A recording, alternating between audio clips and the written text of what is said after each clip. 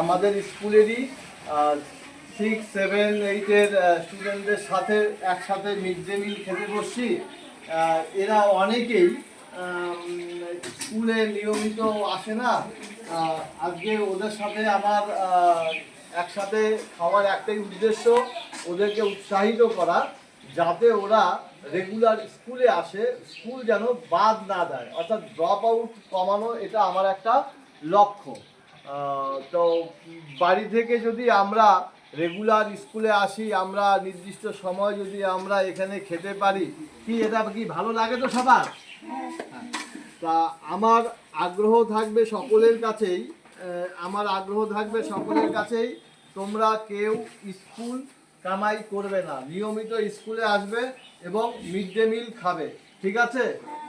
এটা মনে রাখবে। এবার তোর নাম কি বল? কোন ক্লাসে পড়িস? এখন থেকে রেগুলার স্কুলে আসবি? মাঝে মাঝে তোদের সাথে আমি খেলে পরে তোরা আনন্দ পাবি, তোদের উৎসাহ আসবে, ঠিক আছে? নাম বল তোর? হ্যাঁ, রনি দেবনাথ। রেগুলার স্কুলে আসবি তো? তোর নাম কি বল? জোরে বল, জোরে বল।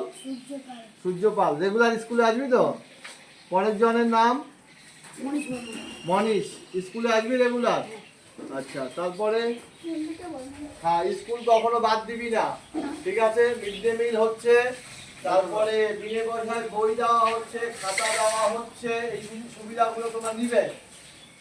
যতদিন পারো পড়াশোনাটা চালিয়ে যাবে, পড়াশোনার কোনো বিকল্প নেই। পরের জনের নাম? আমার নাম শান্তনা বর্মা। স্কুলে আসবে তো এরপর থেকে রেগুলার? ঠিক আছে। পরের জন? এই যে এরা দুজন এখানে আসছে, তোদের কোন ক্লাস বল? আর তুই বল? রেগুলার স্কুলে আসবে তো? মিড ডে মিল ভালো হচ্ছে তো? হ্যাঁ, স্কুল কেউ বাদ দিবে না। তোমরা এই বার্তাটা এই খবরটা অন্যান্য ছেলে মেয়েদের বলবে, যারা স্কুলে আসে না বা কম আসে, ওরা যেন নিয়মিত স্কুলে আসে, ঠিক আছে?